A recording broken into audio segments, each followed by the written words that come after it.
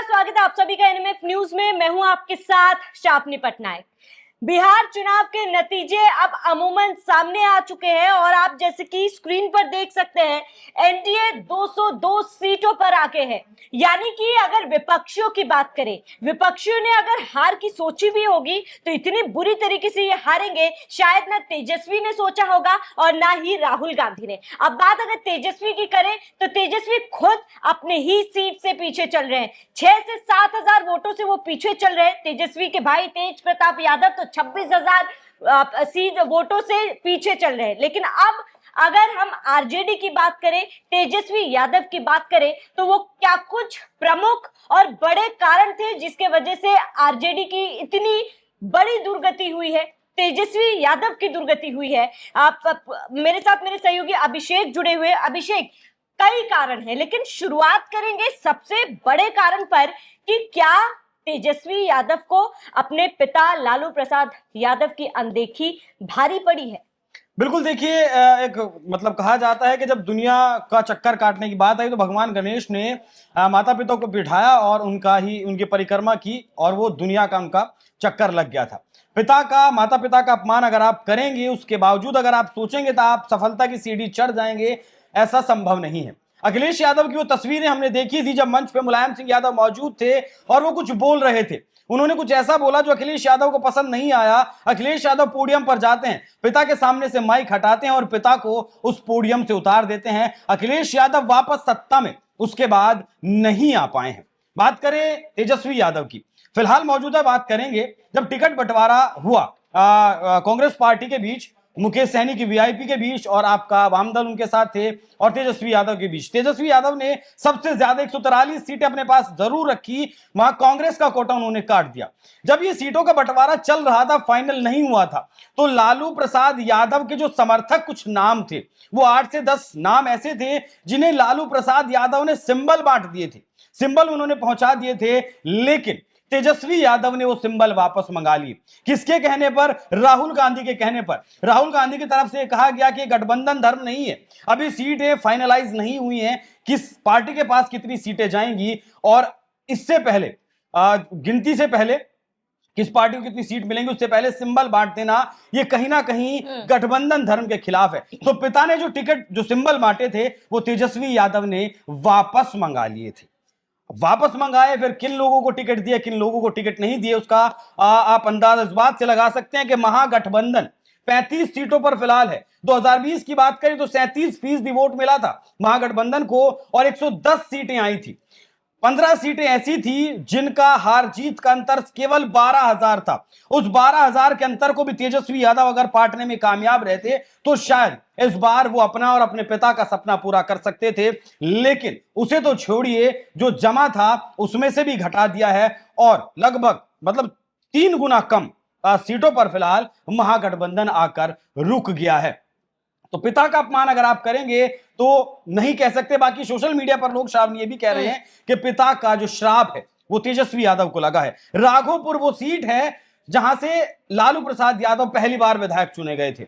राबड़ी देवी वहां से 2 बार विधायक चुनी गई, मतलब एक गढ़ माना जाता है। उस सीट पर 35% यादव हैं। उसके बावजूद भी 2005 में एक बार राबड़ी देवी वहां से चुनाव हार चुकी हैं और अब अगर तेजस्वी यादव ये चुनाव हारते हैं, जैसे कि आपने बताया कि 5-6 हजार वोटों से पीछे चल रहे हैं, तो ये एक आरजेडी को तो सोचना ही होगा, महागठबंधन को तो सोचना ही होगा, लेकिन लालू परिवार को भी सोचना होगा कि क्या जिस कंधे पर जिम्मेदारी सौंपी गई थी वो कंधा इस पार्टी की जिम्मेदारी को आगे लेकर चलने के लिए तैयार है या आगे लेकर चलने के काबिल भी है या नहीं। एक और चीज पर गौर करने वाली बात यह है कि जब भी तेजस्वी यादव चुनाव प्रचार में बाहर निकले, पोस्टर्स जारी किए गए आरजेडी की तरफ से, उन पोस्टर्स में कहीं ना कहीं लालू प्रसाद यादव, राबड़ी देवी, आप उनकी तस्वीरें छोटी होती गई और छोटी होते होते कई पोस्टों में गायब भी नजर आई। इसके साथ ही तेजस्वी यादव का भी वो बयान आपको याद होगा जब उन्होंने कहा था कि पार्टी सबसे ऊपर है, परिवार से ऊपर पार्टी है, परिवार से ऊपर राजनीति है। और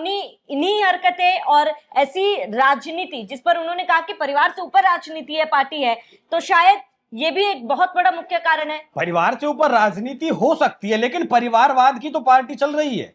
आप लालू प्रसाद यादव को ले लीजिए, वो मुख्यमंत्री रहे, फिर राबड़ी देवी जब 97 में मुख्यमंत्री बनाया गया, चारा घोटाले में जब लालू फंसे तब उनकी पार्टी में विरोध हुआ था, लेकिन वो लालू यादव थे, उनके सामने वो उनके पार्टी के जो नेता थे वो उस स्तर पर विरोध नहीं कर पाए, तो राबड़ी देवी बनी रही। उसके बाद आप आइए, राजनीति में कौन आया? तेज प्रताप यादव राजनीति में आए, तेजस्वी यादव राजनीति में आई, मीसा भारती राजनीति में आई, रोहिणी आचार्य राजनीति में आई। तो पूरे परिवारवाद की तो पार्टी चल रही है। ऐसे में ठीक है, परिवार से ऊपर पार्टी को मान सकते हैं, लेकिन उस पिता से ऊपर क्या पार्टी को मान सकते हैं जिस पिता ने साइकिल पर चल के अपना पसीना बहाकर ये पार्टी को बनाया, पार्टी को स्थापित किया, तेजस्वी यादव को भी बनाया। बिल्कुल, तेज प्रताप यादव को भी उस पार्टी की जिम्मेदारी सौंप सकते थे, क्योंकि तेज प्रताप यादव को अगर आप देखेंगे, उनका बोलने का तरीका, बातचीत करने का तरीका, मस्ती करने का वो तरीका, उस चुटीले अंदाज में बोलने का तरीका, वो हूबहू लालू प्रसाद यादव को उन्होंने कॉपी किया है। लेकिन उसके बावजूद भी तेजस्वी यादव को क्यों जिम्मेदारी दी गई थी? उनको लगा कि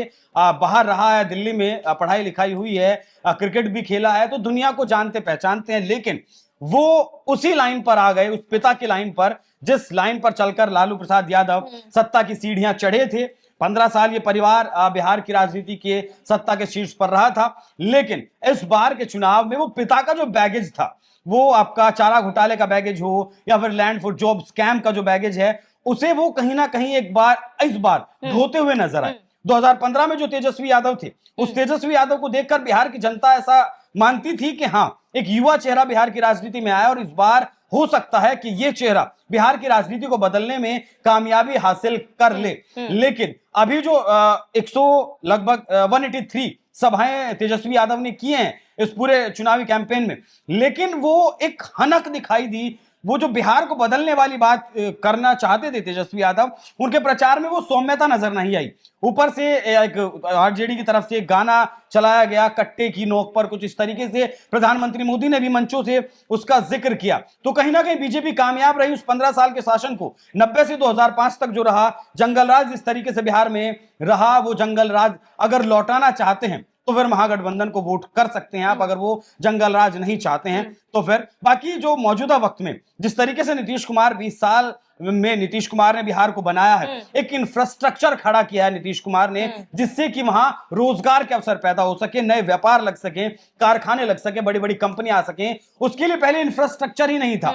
वो इंफ्रास्ट्रक्चर खड़ा करने में नीतीश कुमार को बहुत ज्यादा मेहनत लगी है और नीतीश कुमार ने वो करके दिखाया है। बाकी 2010 की अगर बात करें तो नीतीश कुमार और बीजेपी जब साथ आए थे तो वो एक मैजिक नंबर आया था, 202 सीटें, 243 में से 202 सीटें जीतने में गठबंधन कामयाब रहा था।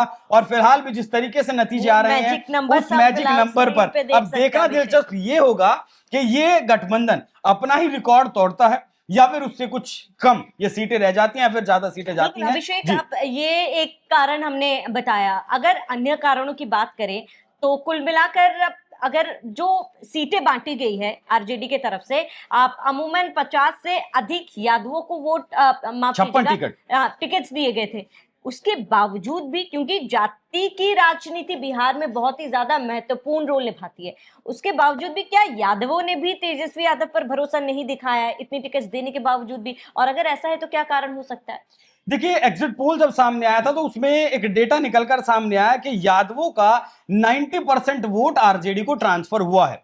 लेकिन मुझे ऐसा नहीं लगता, क्योंकि जो नंबर ये दिख रहे हैं उसके हिसाब से ऐसा दिख रहा है कि जो 1.5 करोड़ महिलाएं लाभार्थी थी, जिसे 10-10 हजार रुपए दिए गए थे नीतीश सरकार के द्वारा, वो महिलाएं मुस्लिम महिलाएं भी थी, वो महिलाएं यादव महिलाएं भी थी, मतलब वो हर वर्ग की महिलाएं थी। और उन महिलाओं का वोट भी ट्रांसफर हुआ है एनडीए के पक्ष में। भले ही हो सकता है कि मुस्लिम महिलाओं का जो वोट है वो बीजेपी को ट्रांसफर नहीं हुआ हो, लेकिन वो नीतीश कुमार को जरूर गया है, क्योंकि नीतीश कुमार ने महिलाओं के लिए एक काम नहीं किया है। वो जीविका दीदी योजना हो, साइकिल देना हो बच्चियों को, या फिर बच्चियों की पढ़ाई लगभग मुफ्त करना हो, पढ़ाई शुरू होते ही 1000 रुपए देना हो, 12वीं पास करके 10,000 रुपए देना हो, स्नातक पास करने पर 25,000 रुपए देना हो। तो इस तरीके की बहुत सारी स्कीम्स चलाई गई हैं नीतीश कुमार के द्वारा। जो ये जीविका दीदी की योजना चलाई थी, 2007 की बात है, यूपीए 1 की उस टाइम सरकार थी, वो एक प्रपोजल लेकर गए थे नीतीश कुमार वहां पर।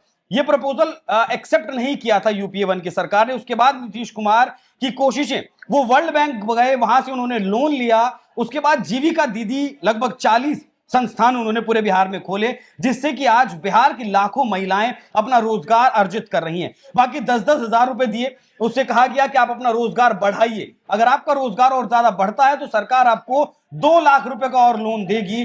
तो ये दिखाता है कंटिन्यूटी।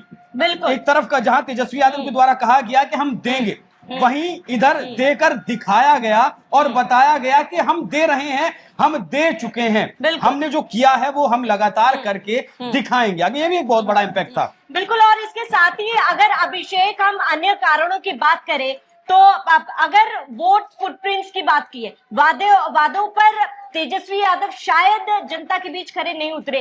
जो वादे उन्होंने किए थे उन वादों का ब्लूप्रिंट्स उन्होंने शायद जनता के बीच में वो मैसेज नहीं पहुंचा पाए तेजस्वी यादव। इतना अनपढ़ तो कोई भी नहीं है ना। बिहार में 2.59 करोड़ परिवार हैं। तेजस्वी यादव ने कह दिया कि हर परिवार को मैं सरकारी नौकरी दूंगा। भाई 2.5 करोड़ से ज्यादा सरकारी, जो अगर सेंटर की बात करें तो उसके एम्प्लॉयज नहीं है, सारे राज्यों के और सेंटर के एम्प्लॉयज मिला दे तो सरकारी एम्प्लॉयज नहीं है। बिहार के बजट को 8 गुना ज्यादा बढ़ाना पड़ेगा। मतलब उन 2.5 करोड़ लोगों से आप करवाएंगे क्या? इतने सरकारी नौकरी आप देंगे कैसे? मतलब तेजस्वी यादव समझ नहीं पाए। वो अगर कहते कि हम 2.5 करोड़ रोजगार देंगे, उसमें वो अगर किसी को दुकान खुलवाने के लिए पैसा देना हो, रोजगार सृजित करना हो, या ऐसी योजनाएं चलानी हो, स्वरोजगार देना हो, प्राइवेट सेक्टर में जॉब देना हो, सरकारी सेक्टर में जॉब देना हो, तो मान सकते थे, विश्वास किया जा सकता था। लेकिन तेजस्वी यादव कैसे, 10 साल से तो पिछले वो एक्टिव राजनीति में है ही, कैसे एक असंभव सी होने वाली बात कह सकते हैं? उन्होंने कह दिया 30,000 रुपए हम देंगे आपको जो मकर संक्रांति होगी।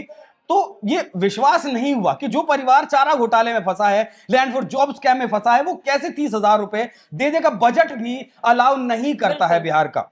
तो ये चीजें अनपढ़ों को भी समझ आती हैं कि आप असंभव वादे कर रहे हैं। वहीं बीजेपी ने दिया भी है और जो वादे पूरे किए जा सकते हैं वो करके दिखाया है। बिल्कुल। और इसके साथ ही आप अन्य कारणों की बात करें, ये तमाम कारण तो थे ही, लेकिन अभिषेक एक मुख्य कारण ये भी है कि जो उनकी सहयोगी पार्टी थी, आरजेडी की जो सहयोगी पार्टियां थी, उनके बीच में वो तालमेल नहीं बैठा पाए। उन्होंने हमेशा आरजेडी सर्वोपरि, जैसे बीजेपी और एनडीए की तमाम पार्टियों की बात की जाए तो एक सपोर्ट और आपस में एक उनका कम्युनिकेशन था, लेकिन आरजेडी और महागठबंधन की पार्टियों के बीच एक बहुत बड़ा कम्युनिकेशन गैप भी रहा है।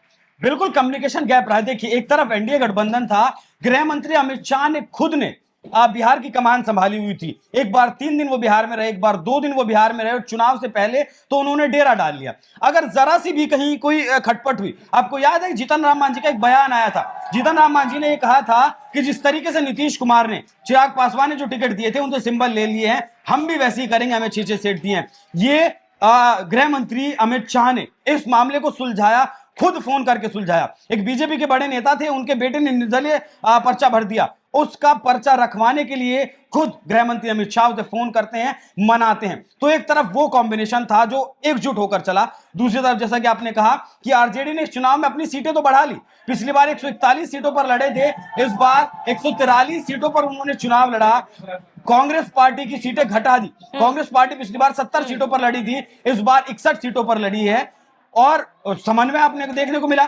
मुकेश सहनी जो है वो एन मौके पर, जब तेजस्वी यादव को मुख्यमंत्री पद का के तौर पर प्रेजेंट करना था, उस वक्त मुकेश सहनी पहुंचते हैं अशोक गहलोत के कमरे में कि अगर मुझे डिप्टी सीएम का पद नहीं दिया गया तो मैं गठबंधन से बाहर हो जाऊंगा। ऐसे वक्त में ऐसा गठबंधन कैसे चल पाएगा बताइए? जिस गठबंधन की 12 सीटों पर फ्रेंडली फाइट है, एक सीट पर तो तेजस्वी यादव अपने कैंडिडेट के लिए अलग प्रचार करने जाते हैं और राहुल गांधी अपने कैंडिडेट के लिए अलग प्रचार करने जाते हैं। बिल्कुल, वो बिखरा हुआ गठबंधन था। महागठबंधन नाम जरूर रख दिया, लेकिन पूरी तरीके से बिखरा हुआ गठबंधन नजर आया। आखिरी और सबसे महत्वपूर्ण बाकी कारणों में से अगर हम बात करें कि आरजेडी ने अपने आप को हमेशा से मुस्लिम परस्त पार्टी आप समझा है, कहा है, लेकिन इस बार ना मुसलमानों का उतना सपोर्ट मिला है आरजेडी को, वहीं दूसरी तरफ क्योंकि वो अपने आप को मुस्लिम हितैषी पार्टी बनाते आ रहे हैं, शायद ये भी बड़ा कारण रहा होगा कि अन्य जातियों के लोगों ने, अन्य धर्म के लोगों ने उन्हें वोट नहीं दिया। खेसारी लाल यादव जैसे बड़े मतलब स्टार, बिहार के एक स्टार, भोजपुरी स्टार, अगर राम मंदिर पर सवाल उठाएंगे कि मंदिर जाने से क्या होगा, मंदिर जाने से रोजगार थोड़ा ही मिलेगा, स्कूल खोलिए, अस्पताल खोलिए, इस तरीके के बयान अगर ऐसे देश में वो देंगे जो भावनाओं से ज्यादा चलता है तो क्या होगा। राम मंदिर की अगर बात करें तो 1.5 से 2 लाख रोजगारों का उत्सर्जन राम मंदिर से किया गया है। 400 करोड़ रुपए का टैक्स सरकार को दिया गया है और हजारों रोजगार नए उत्सर्जित हो रहे हैं सिर्फ राम मंदिर से अगर बात करें तो। देखिए, आस्था से चलता है, राम का देश है, राम राज्य है, राम ही इस देश का आधार है। उसी पर अगर आप सवाल उठाएंगे, कांग्रेस पार्टी ने भी सवाल उठाया था, आज देख लीजिए कहां है कांग्रेस पार्टी, कहां है। वही हाल इधर आपका अखिलेश यादव का हुआ और वही हाल तेजस्वी यादव का भी हो रहा है। नंबर दिखा रहे हैं महागठबंधन, महज 35 सीटें और हो सकता है इससे भी नीचे आंकड़ा जाए। बिल्कुल, और ये कोई आम नंबर्स नहीं है, ये वो जादुई आंकड़ा है, वो मैजिकल नंबर से फिलहाल जो हम आपको स्क्रीन पर दिखा रहे हैं, जहां पर एनडीए फिलहाल बढ़त बनाई हुई है। एनडीए अब तक 202 सीटों पर आगे है और महागठबंधन महज 35 सीटों में सिमट कर रह गई है। तमाम वो क्या कारण थे जिसके वजह से महागठबंधन पीछे छूटी, आरजेडी पीछे छूटी है, तेजस्वी यादव की दुर्गति हुई है, वो हमने आपको बताया है। और इसके साथ ही जरूरी है विपक्षियों को आत्ममंथन करने की, सोचने की, समझने की, आपस में बात करने की कि आखिर कमी कहां रहेगी। फिलहाल आप सभी का इस पूरे मामले पर क्या कहना है, हमें कमेंट कर जरूर बताएं और बने रहिए एनएमएफ न्यूज के साथ।